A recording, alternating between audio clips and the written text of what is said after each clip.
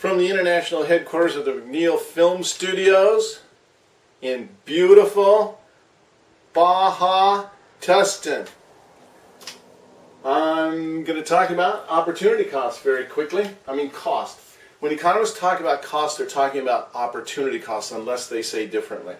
An opportunity cost means the value of the next best foregone opportunity because you do something. Basically, it's the value of what you give up because you do something. So cost is different to everyone because everybody has different costs and everybody has different costs every day. The first day of winter after a snow falls around the mountains locally here, the cost of coming to class increases for lots of people who love to snowboard and ski because if they come to class they have to give up snowboarding and they value it very highly. So it's a high cost day. If I steal $1,000 from every one of you, the cost to you is going to be different because for some of you the value of what you lose out of that $1,000 is might be very serious. You have to do without lunch for a semester. Whereas others, the $1,000 will have almost no effect in their life. So there are high-cost students, people who have to give up something very valuable in order to come and do school, and there are low-cost students. Somebody told me once, the judge told me, I was in trouble, I was going to jail, I had to make something of my life, I had 6 months to do it, you have to go to college and do well. Now, is that a high-cost or a low-cost student? Well, it's low-cost because what does this student give up in order to go to college? Jail. Is that a high or low-valued alternative? Low-valued.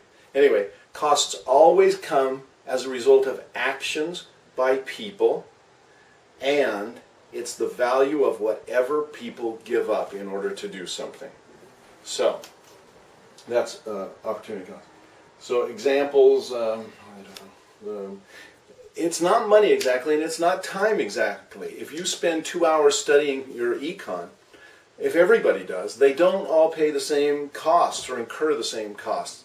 For some, the value of what they give up is very valuable that day, and for others, not. In which case, the ones who give up something valuable, they're high-cost studiers of economics, and the others low-cost. Now, we have to distinguish opportunity costs, which are marginal or real costs, the costs of an action, from sunk costs, and these are the costs already paid, already incurred. You've already condemned yourself or committed yourself to paying for them, and they will not be affected by the current action. So for instance, if you park at school today after having bought a parking pass, there are two options for parking. One is buying the parking pass for the semester. The other is paying $2 a day for the right to park that day.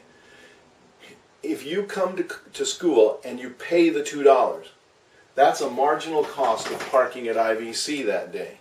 But what if you bought the parking sticker, which is non-refundable? It gave you the right to park any day at IVC for whatever it is, $30. Or not, doesn't matter. But all costs are paid when you pay the $30. So every day that you park after that, the opportunity cost is zero. You got to remember, opportunity is not cost is not the same as average cost or LIFO or FIFO costs or total cost. It's what did you give up with regard to money as a result of parking today at school if you bought the sticker, and the answer is zero. Same thing if you go to Disneyland and you go on 10 rides. You pay $60 to get in, you go on 10 rides. The 7th ride was Thunder Mountain Railway. What did it cost you to go on the ride? And the answer, in money cost, and the answer is zero, because the $60 gave you the right to go on every ride or no ride. All costs of the rides were paid, money costs. But there are time costs, you know, of going on that ride, depending on how long the line is. So let's see if we can tell and give an example of the difference between opportunity costs, which are marginal costs, and sunk costs, which are fixed costs. I made a deal with one of my siblings a while back, and I said, I'm going to Europe. If you will go with me, you just pay the marginal cost of going to Europe with me.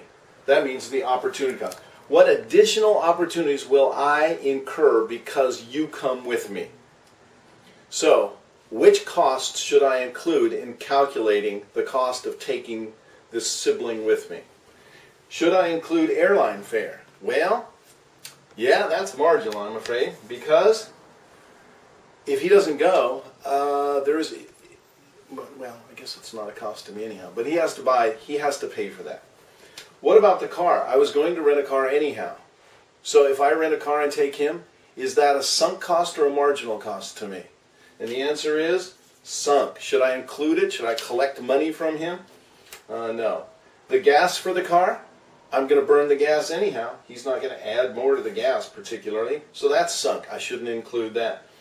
What about the insurance for the car? Same again, sunk. What about food? Well, to the extent that he eats food, he should buy it. So that's a marginal cost to him of going. At least it will be no marginal cost to me. The hotel, now that's a tricky one because single rooms are like, we'll say, single is like $40 a night, and a double room is like $60 a night. So how much of that is sunk? Well, the $40 is sunk, and the $20 is marginal. I should collect that from him.